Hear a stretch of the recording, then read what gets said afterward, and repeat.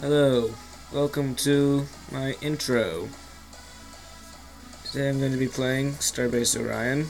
This is a very fun strategy game. It's very complicated to learn, but pretty fun to watch around and play.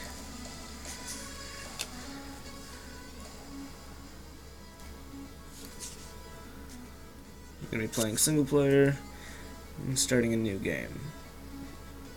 Going to go with the Orion League presetting, and let's continue.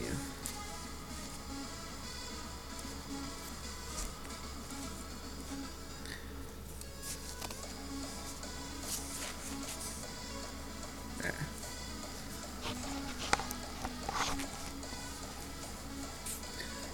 Oh yeah, I've got quite the improvised camera set up here. Play as the Sother. There's several races, but this one is geared for warfare.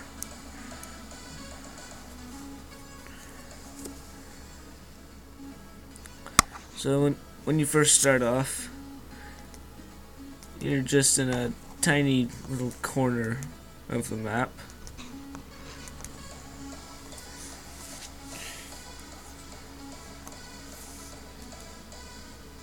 Yeah, see, I'm all the way up there. Zoom back in. And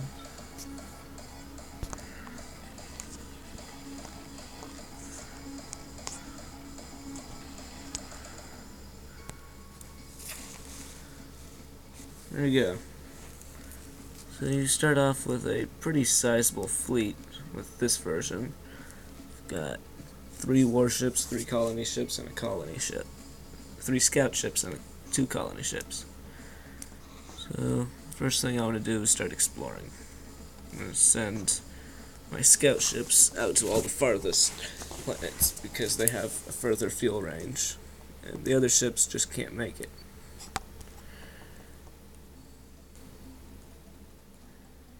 It's very important to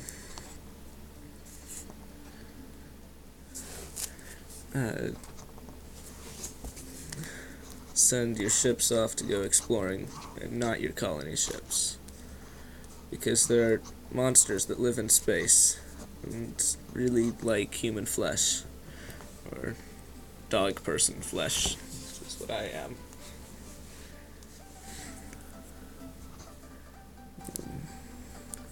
I'm gonna redo my setup. So these are all my planets in my system, and I don't need this many farmers. So I'm going to take 2 farmers.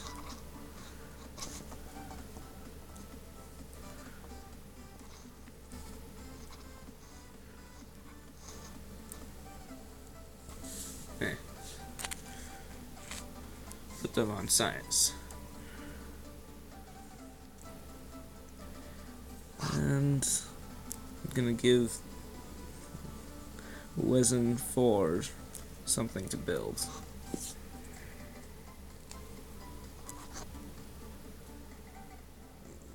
Efficient factories will increase my production. So if I go down to the planet, these are all of your workers.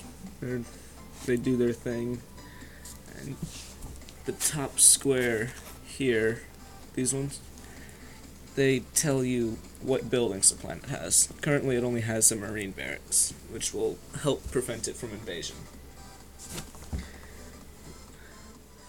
And then right here, these are your people, and your colony will grow over time if you give it certain things. Like this one is maxed out at 16 population, so it's all good. But one that only has 10 population, you could build a cloning center, all kinds of stuff. And then they each do a certain amount of stuff. So like food gives me, that's credits. See, my morale is lower, which not helping. And every farmer I have gives me +3 food because I have better farming. So that's 21 food minus the 1 from 5% morale. Gives me 20 total food, which turns out to be enough to feed my empire. The workers. There's a whole bunch of buildings that can boost your production. My workers give me 3 production each. Race adjustment, because the gravity is right on this world, they are more productive. And then they're upset, not very morally high. So they have -5%. Gives me total industry of that. Credits you can use to speed by buildings. They're pretty cool. We'll talk about them later, but right now you get taxes and maintenance. And that's what's going on in this colony.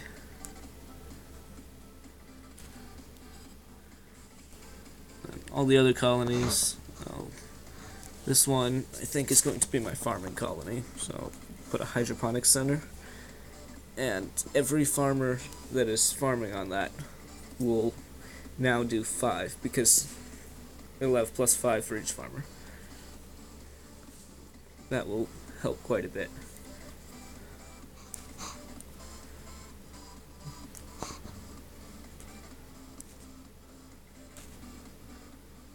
And research, I'm going to start off with a civil research. And food, the fewer people you can have working on food, the better for you, because they can be working on something else. Food is a necessary evil you must endure. So that will greatly increase my food production.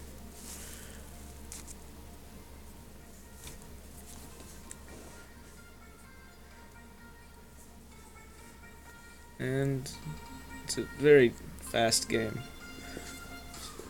So now I'm on next turn, and one of my scouts finally arrived. He arrived at Rotnev. These are all real star names, but there's only about 150 of them. 160 maybe. So it gets hard to keep them all straight in your head if you're playing multiple games. This is a really good planet system. It has a gas giant, which you can't do anything on, it's just there, and a Terran planet. Terran is the second best you can get. And it has poor minerals, but I don't need that. This will be my new farming planet. And I can do a few upgrades, but I think I'm just going to farm here.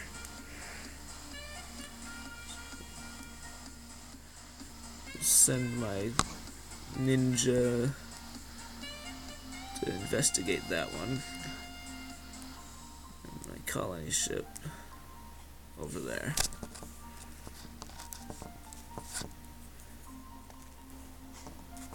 And turn. Alright, I got a whole bunch of new star systems. You can see those next time. Goodbye.